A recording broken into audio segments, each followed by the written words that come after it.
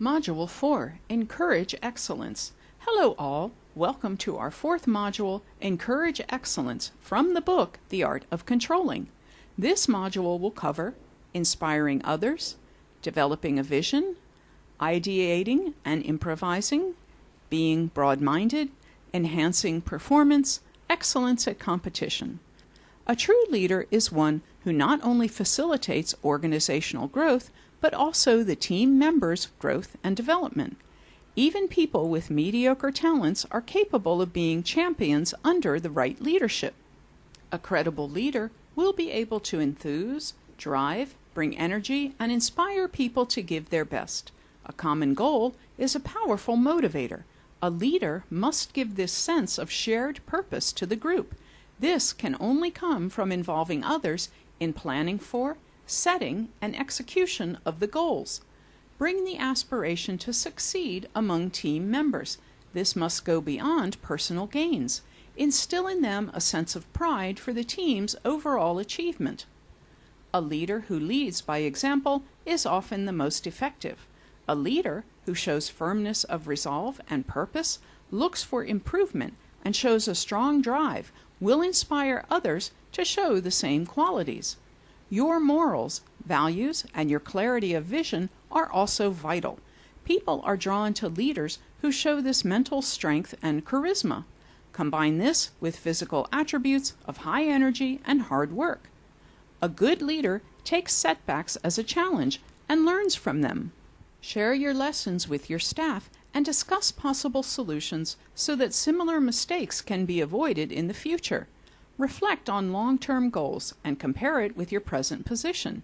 Now think of a plan of action that will help you cover this gap. Consider all possible steps that you can take, from adding resources to additional training. The visionary realizes that changes are essential despite the risks and has the courage to implement them. Stating your oblivion.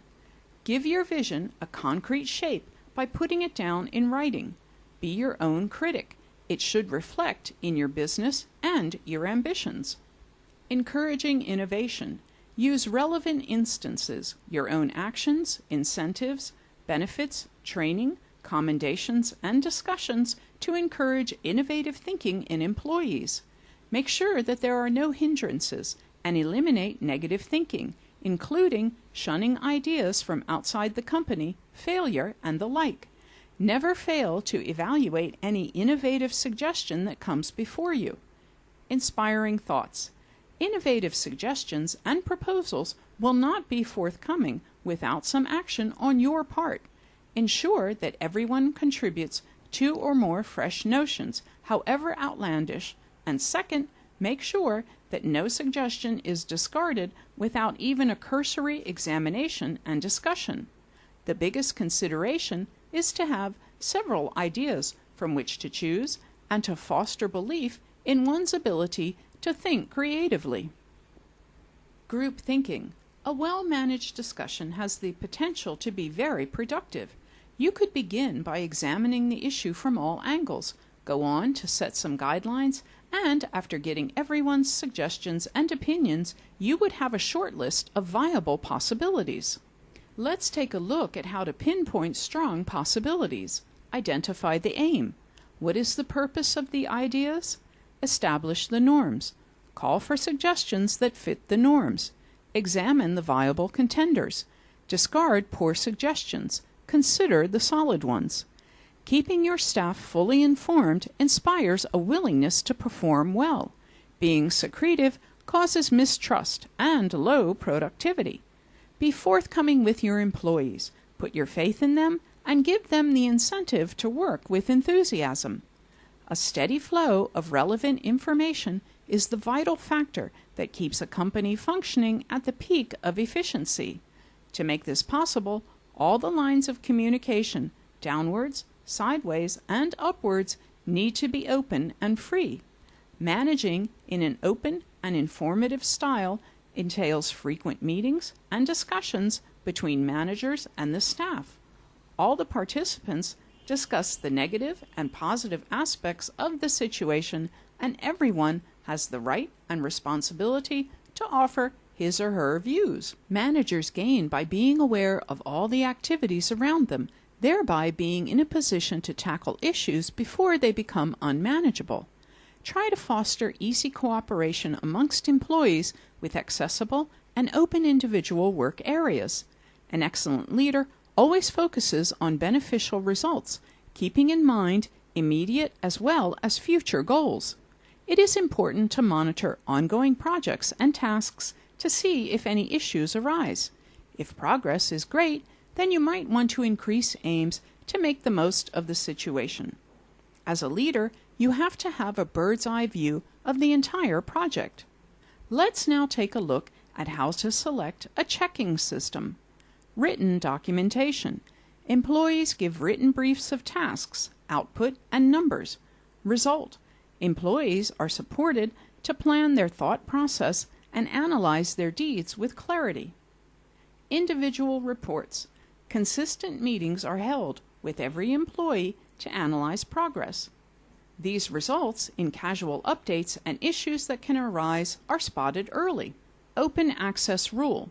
Team members are allowed to talk about daily issues at any time. This demonstrates integral support, but might stand in the way of personal initiative of employees. Evaluation. Official meetings are organized to appraise output and set advancement aims. Evaluations result in better outputs if they are consistent and casual. Yearly evaluations present a chance for the leader to talk about effort and production with the employees and to lay down aims for advancement. Give responses to make sure that the employees have a way forward and know that they have achieved something. Ask for and apply their suggestions and make sure support and learning programs are always available. Constant advancement will increase enthusiasm and productivity. Businessmen, individuals who notice and work on new business chances, are motivating leaders who know that it is important to take failure in their stride to accomplish anything of consequence. Emulate such individuals and take risks and threats as prospects. Recognize the aim, put to work an efficient team, and meet the final objectives by implementing a great plan. The main aspect of taking risks is conviction. You have to believe in your capability to win completely. You also have to take all steps, strategy-wise and through instinct, to ensure that you win. Leaders want to be better always than their competition. This requires intricate organizing and pre-planning. Do not base your action plan or response on the perception that the competitor cannot succeed or is unaware of its job. It is better to be afraid than to get comfortable. Keep a tab on the strengths, weaknesses, opportunities, and threats of your organization, as well as of the competition, so as not to get stagnant. Keep updated about the developments and dynamics of your sphere, and keep aside time to study trends. A few threats are predictable, but some are sudden. Be adjustable, and you can deal with every threat as per requirement. Now that we have gone through the module, let's recap. Make sure that all employees realize that they have a responsibility to offer ideas and suggestions. Ensure that any objections offered are reasoned and constructive without being insulting. See to it that your employees have a say in the decision-making process. Always focus on the desired goal. Make sure individuals clear their doubts if they are not certain about the goals.